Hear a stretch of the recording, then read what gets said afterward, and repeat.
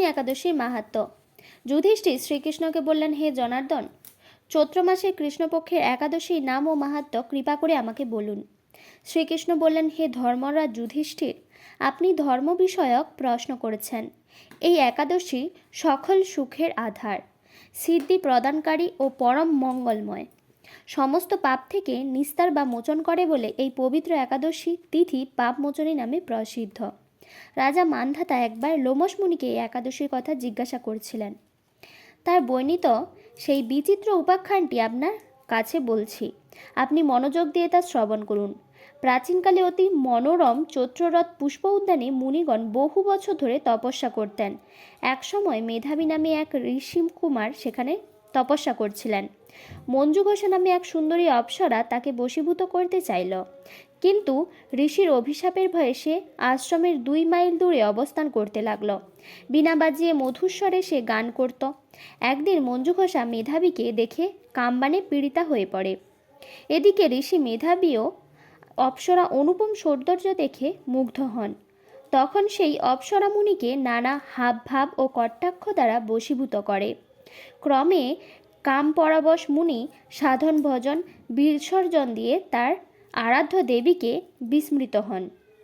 এইভাবে অপ্সরা সাথে কাম পীড়ায় মুনি বহু বছর অতিক্রান্ত হল। মুনিকে আচারভ্রষ্ট দেখে সেই অপ্সরা দেবলোকে ফিরে যেতে মনস্থ করল। একদিন মঞ্জু ঘোষা মেধাবী মুনিকে বলতে লাগলো, হে প্রভু, এখন আমাকে নিজ গৃহে ফিরে যাওয়ার অনুমতি প্রদান করুন। কিন্তু মেধাবী বললেন, হে সুন্দরী, তুমি তো এখন সন্ধ্যাকালে আমার কাছে এসেছ, প্রাতকাল পর্যন্ত আমার কাছে থেকে যাও। মুনির কথা শুনে অভিশাপের ভয়ে সেই অপ্সরা আরও কয়েক বছর তার সাথে বাস করল। এইভাবে বহু বছর, প্রায় 55 বছর 9 মাস 7 দিন অতিবাহিত হলো। দীর্ঘকাল অপ্সরার সহবাসে থাকলেও মেধাবীর কাছে তার অর্ধরাত্রি বলে মনে হলো।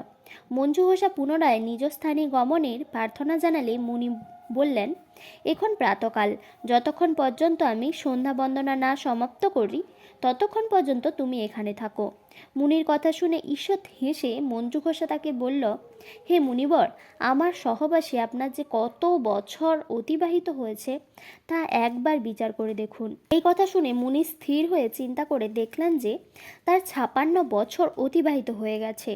মুনি তখন মঞ্জু ঘোষের প্রতি ক্রোধ পরবশ হয়ে বললেন, রে প্রাপিষ্ঠে, দুরাচারিণী, তপস্যার ক্ষয়কারিণী, তোমাকে ধিক, তুমি পিশাচী হও।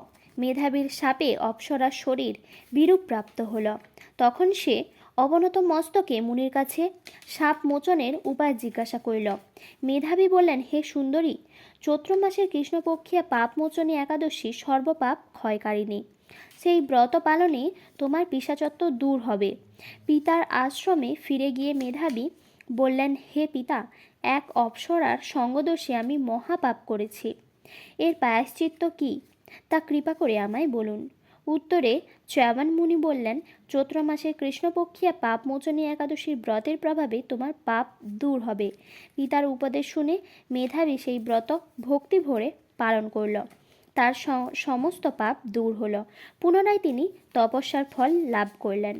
মঞ্জু ঘোষাও এই ব্রত পালনের ফলে পিশাচত্ব থেকে মুক্ত হয়ে দিব্য দেহে স্বর্গে গমন করল। হে মহারাজ, যারা এই পাপ মোচনী একাদশী পালন করে তাদের পূর্বকৃত সমস্ত পাপই ক্ষয় হয়। এই ব্রতকথা পাঠ ও শ্রবণে সমস্ত গোদানের ফল লাভ হয়। পরের দিন পালনের সময়সূচি। পশ্চিমবঙ্গ 5টা 45 থেকে 9টা 43, দিল্লি 6টা 29 থেকে 9টা 43, বৃন্দাবন 6টা 27 থেকে 9টা 43, উত্তরপ্রদেশ 6টা 15 থেকে 9টা 43, মুম্বাই মহারাষ্ট্র 6টা 46 থেকে 9টা 43, পুনে মহারাষ্ট্র 6টা 42 থেকে 9টা 43, নাগপুর মহারাষ্ট্র 6টা 21 থেকে 9টা 43, চেন্নাই তামিলনাড়ু 6টা 15 থেকে 9টা 43, ভুবনেশ্বর উড়িষ্যা 5টা 54 থেকে 9টা 43, ঝাড়খণ্ড 5টা 56 থেকে 9টা 43, বিহার 5টা 55 থেকে 9টা 43, ছত্তিশগড় 6টা 10 থেকে 9টা 43, শিলং মেঘালয় 5টা 31 থেকে 9টা 31, গুয়াহাটি আসাম 5টা 31 থেকে 9টা 31, আগরতলা ত্রিপুরা 5টা 33 থেকে 9টা 33, মিজোরাম 5টা 26 থেকে 9টা 26, মণিপুর 5টা 22 থেকে 9টা 22, নাগাল্যান্ড 5:20 থেকে 9:20, অরুণাচল প্রদেশ 5:25 থেকে 9:25, সিকিম 5:44 থেকে 9:43,